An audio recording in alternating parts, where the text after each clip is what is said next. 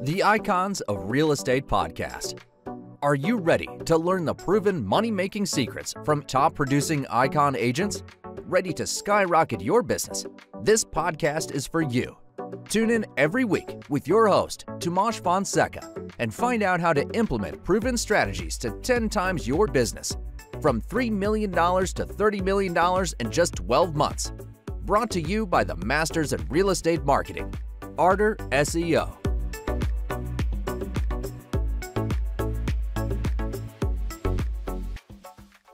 Welcome to the Icons of Real Estate. I'm Tim Calloway. We have a very special guest for you today, Peter Reese. Peter is the host of Turning Profit Podcast and the president of RealVest Properties. How are you, Pete?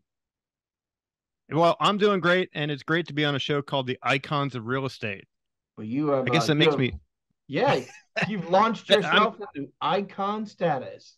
That's right. I like it. I love it, actually. Yeah, well, welcome. So I know, I did a little due diligence. You and I haven't had the honor of meeting before, but I know you do some land flipping, land deals. Let's just go ahead and start. Let's start at the very beginning. How did you get started? Well, I've been in the real estate business or game, I guess you could say, since about the year 2000 when we bought our first home, and that kind of set off a whole chain reaction of events where I didn't intend to be a real estate investor, I guess, from the beginning, but it sort of led me down that path. We bought our first home, and sort of coincidentally, or just the market getting better, back in, I think, 2000, we bought it, and then we sold it in 2002 and ended up with a chunk of money in our bank account. And I was like, hey, this is pretty cool. I bet you we could do it over again. I bet you we could do that same process. Led us to eventually getting into flipping homes. So we started doing that, I guess, pretty earnestly in about 2003-ish. And then flipping homes was a great business for a while until the real estate market completely collapsed in 2007-ish. Yeah. Oh, you just name a year in the mid 2000s. 6, 7, 8, 9, 10. Yeah. It's all a big blur right now, but it was a crazy time to go through. And, most people in real estate at the time were just kind of trying to get from one day to the next. How are we going to make enough money to, pay our bills and just keep moving along? And especially where I'm at in Southern California, things were just nuts. Like overnight, everything collapsed, and so many things in Southern California are tied to the real estate market and, in general. So it was a weird time, but yeah, definitely. I'm very familiar with the Southern, California real estate market as well as all of California, but if things shift too quick in California, it's not just an earthquake you have to watch out for. Yeah, really. Yeah. And go ahead. I was just going to say that, flipping homes actually kind of led me to get my broker's license out here in California. So I kind of thought to myself, hey, I'm giving up so much commission on these deals, and I'd love to have more access to some of these properties, be able to get in and show them myself and everything. So I got my broker's license to do that. But ultimately, it ended up really kind of saving me when the market crashed, because I was able to shift and generate money with that license by I became a got really heavily involved in listing REO properties for banks. Right.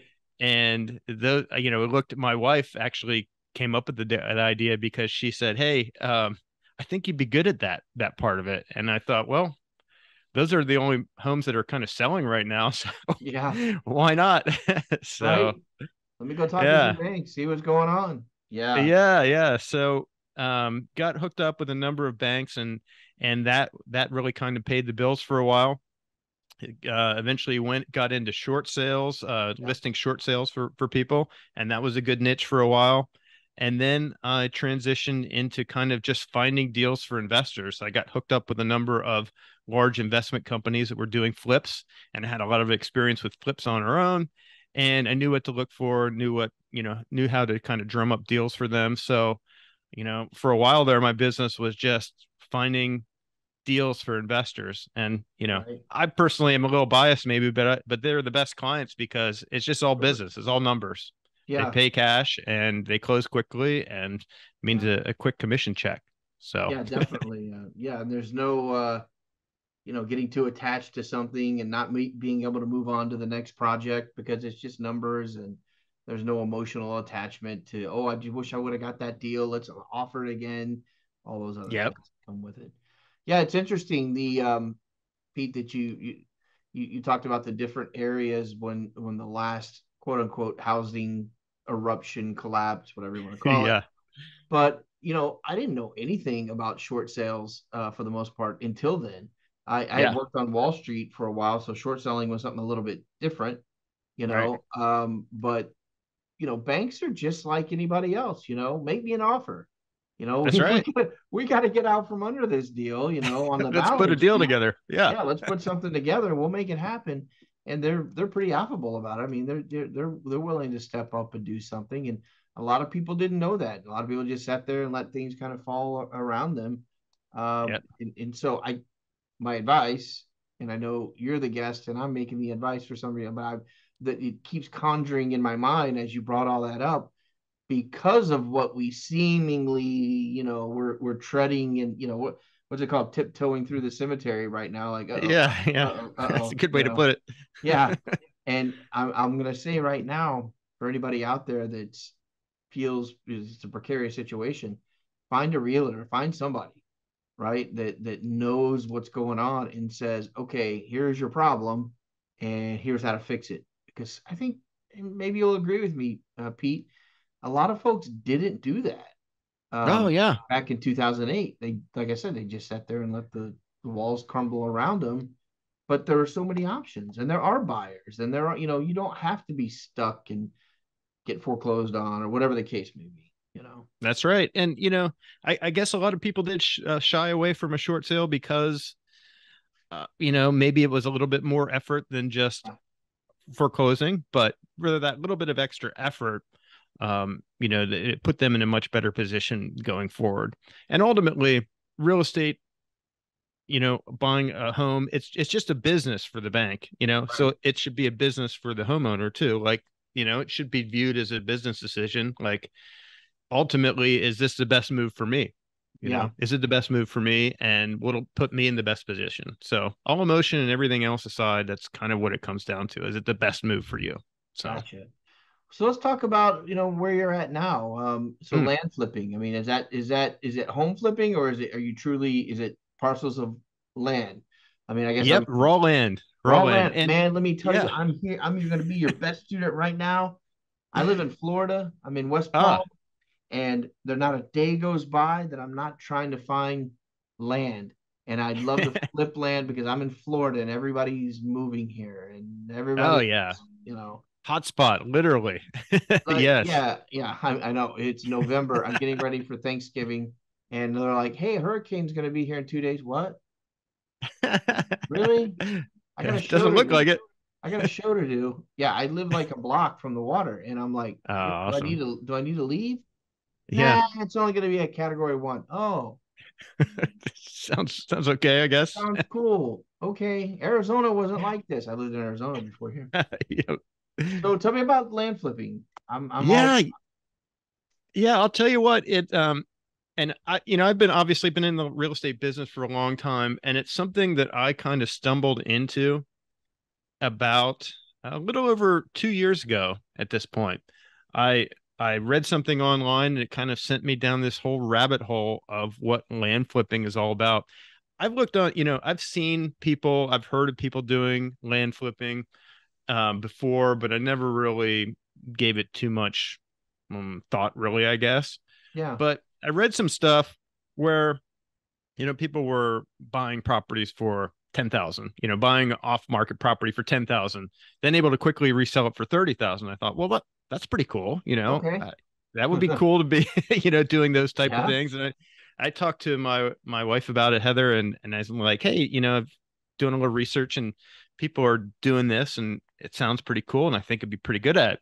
So she's like, yeah, go for it. Check it out. I bought a training course from one of the providers out there, which basically taught the business model and the basics of the whole business, which is, um, you want to buy properties off market and then sell them on market. I mean, that's Okay. kind of that's kind of the basics of it, but Did you're I just buying save direct. myself $2,000?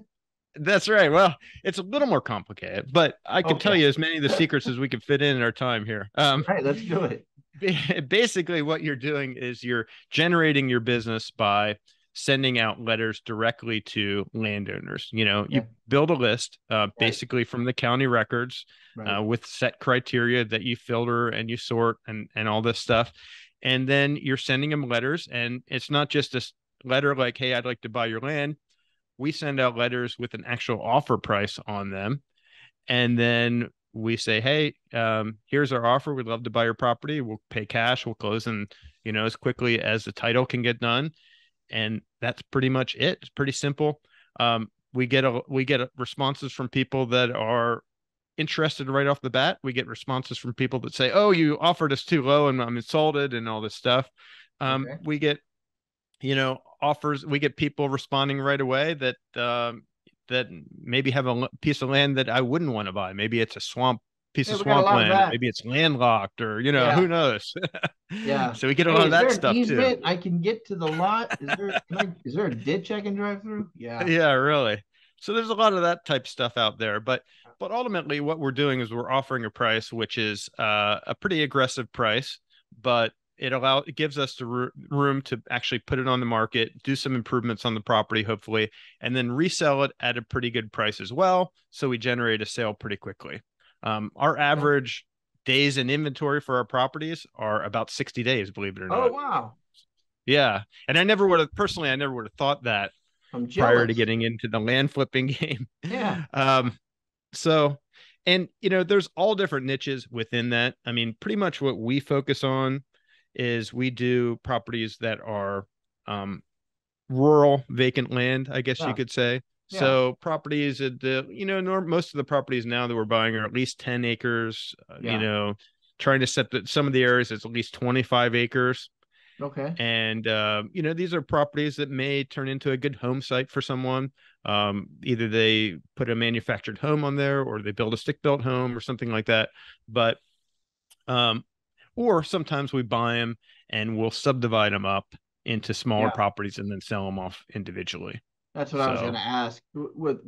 Now, are you primarily doing that, Pete, in SoCal, or is that everywhere? I mean, you just looking no, all it's everywhere. It everywhere. primarily not in SoCal, actually. Yeah, it's a tough Yeah, I market would say here. that would be the Yeah. one area or even Florida. I mean, even though we have a lot of parcels, it it's really expensive. Yeah. But yeah, that okay. So I think with the Airbnb, what I have talked about doing, and maybe you can school me, is I'd like to do the same thing. I'd like to buy 10 acres and then put tiny houses for Airbnb. Yes. And I don't know if you've done that. I don't know if that's something, anyone is doing. I talked to a few people who have done it. And for us in Florida, it's a boon. I mean, it's a huge deal because we get so Mm-hmm. many vacationers, and no matter where you're at, you're only an hour from the ocean Yeah. or a theme park. So Yeah. Yeah. Really. yeah, so that's kind of what because I've never been a land buyer. Yeah. I've bought homes obviously and stuff like that. I've done all kinds of rebuilds. But land flipping itself, I'm so intrigued. I think I'm gonna have to visit you, or we're gonna have a one-on-one. Yeah. Um, Definitely. are you Um, offering courses on that, Not at the or moment. working with anybody? Yeah. We don't. I'm actually publishing now a monthly income report, which basically shows all the transactions we did.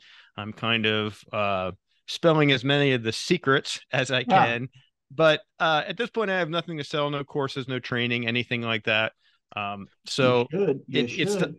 it's something I'm thinking about in the future, but at Yeah. this point, I really kind of just want to pass along some of Yeah. the knowledge and some of the things. I mean, we've grown this business that started really about 2 years ago at this point, this land flipping business, and we're on track to do about $4 million in revenue this year Nice. at about a 50% gross profit margin as well. So That is uh, huge. Yeah. yeah, so it's and then not to mention the properties that we're building in our inventory. So our inventory of land that we own free and clear is growing kind of exponentially at the same time. Okay. So So are you so let me I'm going to dig into the land thing now, because now I'm sure, like sure. I'm a pit bull with the bone, I guess. And Yeah. I think our listeners, whether they're realtors or they're individual investors or whomever, are very interested in this, because it's not. I've done 250 shows, I think, and this is the first one where we've talked just about land flipping. Oh, trust me, everybody wants to talk about home flipping all Oh day yeah. long, you know. Yes. And That's the red ocean, right? I think the land yeah, flipping's the blue ocean. So yeah. um, but land flipping is something I think everybody, well, I don't want them to, because I want to be doing it myself. But I think a lot more people would be doing if they knew more about it. So the big question I'm going to ask you, understanding hard money and private money and things like that, are the same investors available, or I know financing is a little bit different for raw land, for a lot of different reasons. But capital wise, what would one person who's walking in, maybe who has experience in not land, home flipping or real estate, but has never done a land flip, do they expect, okay, here's a 200,000, 300,000, 5 acre lot, here's my cash, or are there investors out there?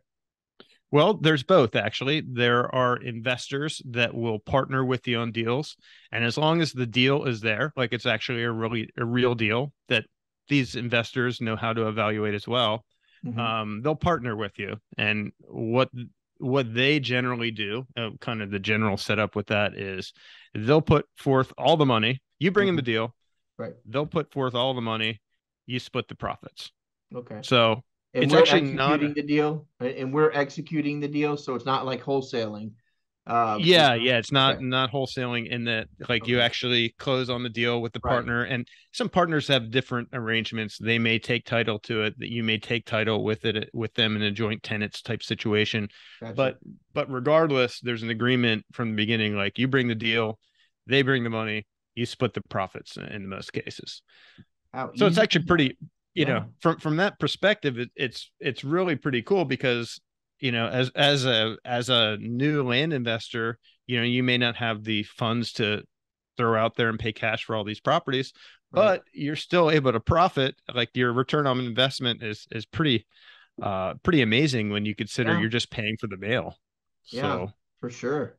Yeah. Good stuff, man. I'm excited to hear more, but we are. yeah, and the other thing I want to bring in on that too is that there's a couple different ways to do things. You could bring in a partner to finance every deal. If you do have a little bit of a nest egg saved up, you can get going in it with. You don't have to buy the $350,000 properties to start Right. with.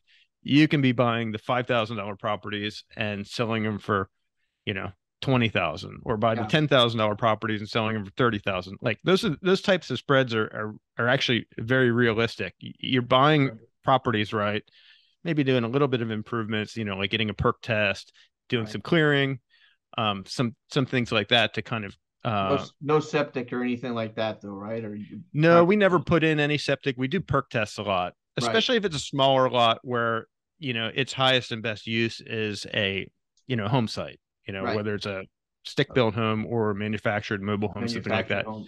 Yeah. Right. So if you can get a perk test done on it, then instantly kind of position it as a property that's more turnkey for your end buyer. So Gotcha. and then Fantastic. we'll put things on the MLS, list them with the local broker, and that's all figured into the numbers. Yeah. Now, so how do you, in talking to home flippers, the boots on the ground local broker is uber important, right? Because they're also finding deals for you. Is it the Right. same with land flipping? I mean, or is it you're doing the due diligence on your end, you're making um, the writing the letters and making the calls, and then the agent or the broker is just selling only, sell side only? Right. We really lean heavily on our local brokers and agents. We Okay. try to find people that are land experts in their Ah, particular region. And what we do is when as we're going through the purchasing process, we send them over like, hey, I can buy this property for this price. What do you think? What do you think we could resell it for? And what do you think we should do to the property in order to maximize its value? So we Perfect. lean heavily on those partners. It's, I'm in California and we're buying properties all across the country. Right. Each neighborhood almost is different. So Right. it's really hard for me to, I obviously can do it and I look at comps and everything and I get a pretty good idea of what properties are worth, but it gives me a lot more peace of mind having a local broker say, "Hey, Yeah. I know that area. That's a good spot. This property will sell quickly for these reasons. I think you could sell it for this, no problem." So Pete, tell me then, when you're buying off-market land deals, and I don't want you to give away secret sauce if that's not what you want to do. I That's don't mind okay. giving away secrets. I really don't. Okay. All right. When you're buying off-market land deals, you know, I know how to find off-market houses, and I know it's probably going to be similar. Uh, or how do you choose the area? I guess what's the first step? How do you choose the area? Oh, I know Wichita is great right now. I mean, I'm being facetious, but Right. how do you choose your areas, and then do you just dig into the tax rolls and the different counties and go from there? Right. Well, we use a service called Data Tree, which is a service by First American, basically, where we pay a monthly. We pull a lot of records, so we're paying them a lot of money each month. But we're able to tap into their database, like of every single parcel of land or homes in the United States, Okay. and that allows us, first of all, in order to pick an area, we'll look at areas that are where there's a good amount of activity, meaning Uh-huh. things are selling. They're not just sitting on the market listed and not moving. So we're looking for areas where there are activity. There's an active real estate land market. Things are buying and selling. So once we could see that, then I know that if we price it, if we put a decent property up there and it's priced right, slightly below where the other listings are, or right in line with the comps or slightly below what the comps are, I know that that property is going to sell quickly. And that's my whole goal, selling fast. I mean, obviously selling for a profit, but selling fast. And the quicker that we could sell a property, the better our return on investment.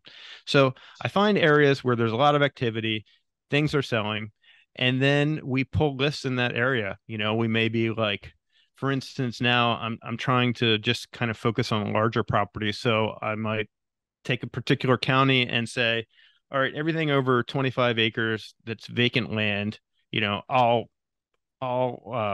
scrub out certain things, like anyone that's you know, owned by the railroad or Right. owned by the utilities or owned by the county or city or something like that. So we'll scrub out all those properties. So we're not sending letters to, the city of, Westchester or something like Right. that, Where because somebody they're in the not here. Treasury Department's reading Yeah, it, going, exactly. And "We I've own this accidentally sent property." letters. Okay. I've accidentally sent letters to places like that, I bet. and they get back to me and they're like, "Well, we can't sell this property." So, Yeah, anyhow, um, that's funny. but so we send them out, and we send out large quantities. Like I'm sending out a lot of mail right now, like Sure. 50,000 pieces of mail per month, which Right. at 50 cents a letter or so, that adds It up. adds But up. Yeah. yeah, but it's my marketing budget, and I know that it's going to come back multiple times for me in the deals and the profit that comes back in. Um, so that's the thing. We send a ton of letters, and then either the email back or even they'll mail back. And then I have an acquisition manager at this point that will talk to the property owners, and we'll see if we can put a deal Okay. together. So they're vetting for you. Is that basically what they're doing? Are they vetting Yeah, we have people? a standard list of questions that we go through for each property, information that we try to collect. Obviously, we're taking a look at each property online. There's a number of different tools which we use to kind of evaluate the property, kind of with our computer. Right. MapRight being one of my favorite. It allows you to really take a look at parcels of land and really dig in and learn everything about it. Like, is there swampland? What are the contours of the property? Yeah. Um, Everything about it, satellite The, images, everything. these are things I'm just now learning. I'm 52 Yes. years old. I started buying homes in the late 90s, and I'm just now learning about the land part of it. And I find it much not easier. I take that back. The physicality of it is easier on me. I'd rather look at Mm. a topography map.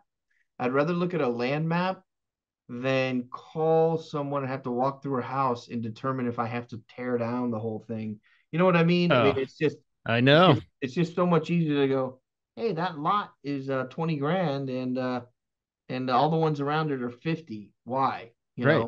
Now let me see if I can Exactly. get my hands on it. Yeah, I love it, man. I would love to come into town and pick your brain for a bit, for Yeah. sure. Yeah. Let's do it. Yeah. Yeah. Well, we're kind of winding down on time. I have bogarted probably everything you wanted to talk about, just because focusing on land flips. But how would someone, if they wanted to, maybe sell their property or just maybe contact you, how would they get in touch with you, Pete? Well, best way to find me is on turningprofit.com. That's our podcast with my wife, Heather. Okay. Okay. And we're kind of partners in crime, I guess you could There say. you We're go. just we've been involved in the real estate business together for quite some time. So our show is all about real estate investing and different models that you can Yeah. use within real estate investing to, you know, achieve a profit, I guess. Yeah. So There you go. Well, so, that's so that's that's that. We do a definitely what we monthly. want. Yeah, yeah, and that's what we and that's where you'll also see monthly income reports posted, and those reports are basically a summary of the revenue each month, the gross profit each month for our um, our land flipping and development business. And there's kind of a deal by the deal breakdown of every property we've bought and sold with some comments on each, and hopefully share as much insight as we can so others could maybe this is it's a big market. There are many pieces of land, so I'm not worried about Oh yeah. competition or anything like that. It's just Plenty of such a land. large market that Yeah. you know Plenty of land for sure. There's more yeah. land than there are land with homes. Yes, If I'm not mistaken. You read these little tidbits once in a while, you're like, nah, but oh wow, it's true. it's There's crazy. Well, lots if of you fly across the country, yeah, fly from Florida to California, yeah. and you just look out your window the whole time, you'll just see how vast this country actually is. It's You'll just see amazing. parcels all day long. Yeah, Yeah, I it's agree, amazing. man. I thought when I moved to Florida, and I've lived all over the United States, but I moved to Florida, I thought, man, that place is gonna be packed. Now it is where I'm at. It's Right, like saying Los Angeles, right? We know Los right. Angeles is packed, and San Diego can be packed. But as soon as I drive what I call towards the swamp, you were saying that earlier, and I'm just start laughing.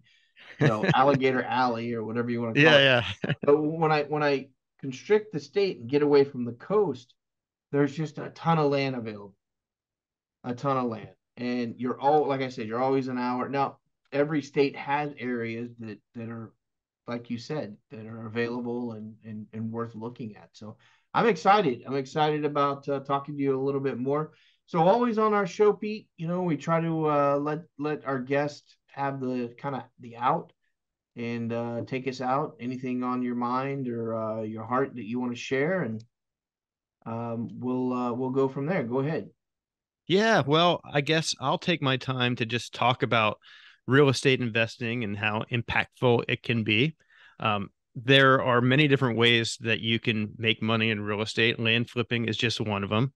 There's home flipping, like we talked about. Right. There are people that focus on multifamily, apartments, or there's people that focus on buying and selling motels. I mean, there's many different niches within real estate, and in order to really if you feel like real estate being a real estate investor is for you, then it's simply about kind of finding the niche and the model that sort of align with your abilities, your interests, and then focusing everything you've got in it. As an entrepreneur or an investor, you may see lots of different things and that people are talking about, and hey, that sounds cool, that sounds cool, and that's great to investigate all these different things, but really when it comes down to it, you need to pick one, become as educated as possible in that particular niche, and just give it everything you got. That is great sage advice, Pete. It's good stuff, man. Hey, I look forward to having more conversations with you, getting to know you a little bit better and what you're doing out there. We'll check in from time to time. Have a great week. You too, Tim. I appreciate everything. Talk to you soon. Alrighty. Thank you.